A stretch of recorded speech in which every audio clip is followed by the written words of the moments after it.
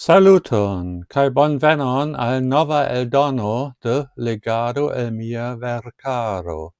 Mi estas Johan, kai en ĉi tiu kanalo mi parolas Esperanton, la internacian pontlingvon. Hodiaŭ temas pri kiu kun kiu. Amrakonto laŭt legita en 6 partoj. Hodiaŭ vi aŭdas la lastan parton. Laborgrupoj. Antau 1 jaro ni vane batalis por daŭre havi anglajn lecionojn en la matematika fako, memoris Dunja. Kaj nun ni havas samklasanon, kiu parolas ĝin preskaŭ kiel denaskulo. Ĉu ni ne povos iom utiligi tiun fakton? Estis 1 semajnon poste, kaj la 3 amikinoj kiel kutime babilis kafumante ĉe Sandra. Kaj vi denove enmiksas Johanon en la ludon, Maria tuj deklaris.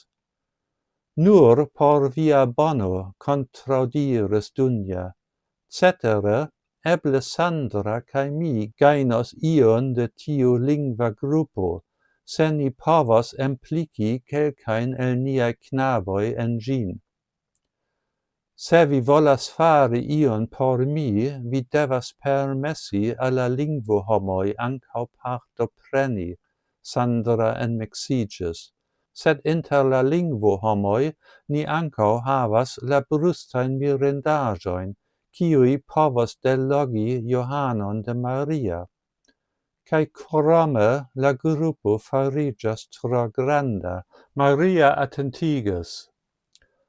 Do ni bezonas alian eventon krom angla grupo, pensis Dunja, prefere aktivaĵon, kies partoprenantojn ni povos elekti.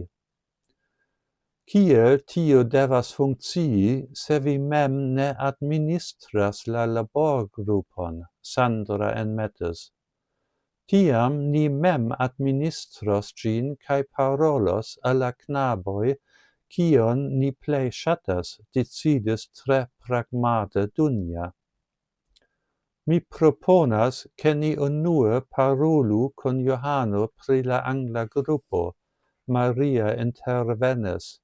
Eble li havas ideon por vi.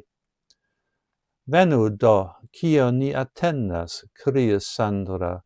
Ĉu Johano ne diris, ke li estas libera de la 3 horo hodiaŭ? 10 minutojn poste la 3 knabinoj denove sidis kun Johano sur la teraso kaj prezentis al li siajn ideojn. Vi estas bonegaj, ĉiuj 3, laŭdis Johano.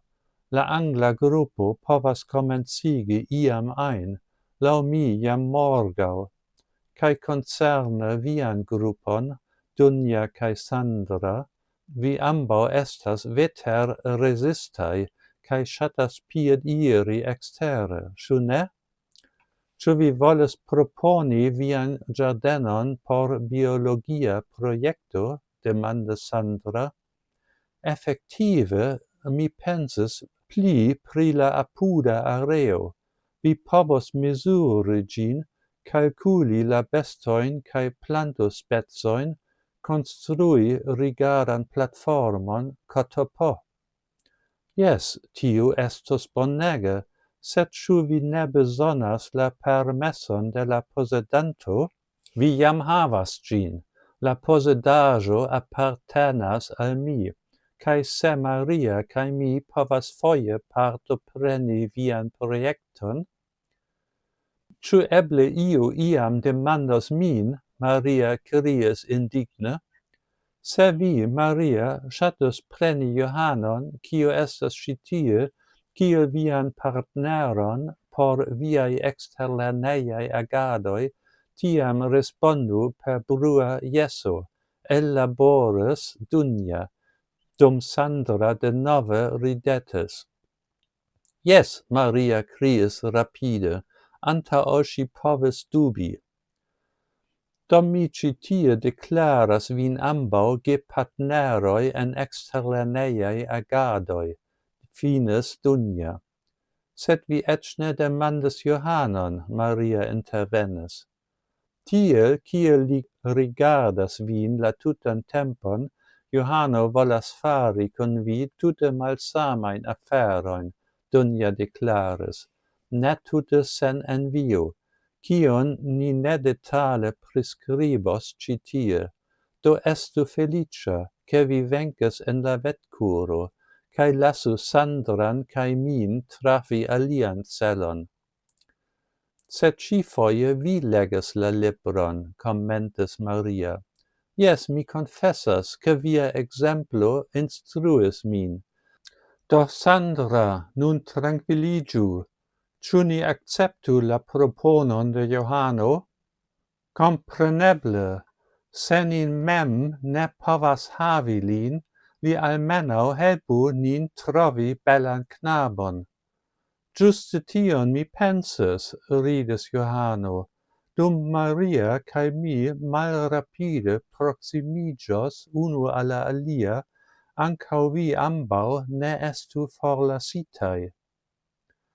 La cetero de la klaso estis tuj preta aliĝi al la angla grupo, precipe ĉar Johano proponis okazigi ĝin en sia kelo. Eĉ se Dunja kaj Sandra ne nepre interesiĝis pri siaj tujaj samklasanoj, aferoj aspektis tute alimaniere inverse, ĉar la knaboj ja tre interesiĝis pri Dunja kaj Sandra.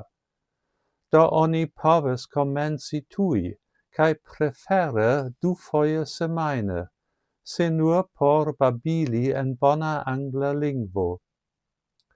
La alia projekto bezonas iom pli da tempo. Dunja kaj Sandra devis decidi, kiujn knabojn ili ŝatus havi kun si, kaj kolekti la kuraĝon persone paroli al ili, kaj tiam ankaŭ trakti ajnajn malakceptojn, ĉar eĉ se estis reciproka allogo, la datoj devis esti ĝustaj. Sed finfine ili trovis realigeblan kompromison sen la devo alfronti tro da ina konkurado. Do en la postaj semajnoj ankaŭ la problemo pri la ĝusta partnero por Dunja kaj Sandra estis solvita, dum Maria kaj Johano interŝanĝis promesojn ĉe la lernofina ceremonio kaj festis sian geedziĝon ĉe la posta lernofina balo. La fino. Bone, jen ĉio por hodiaŭ.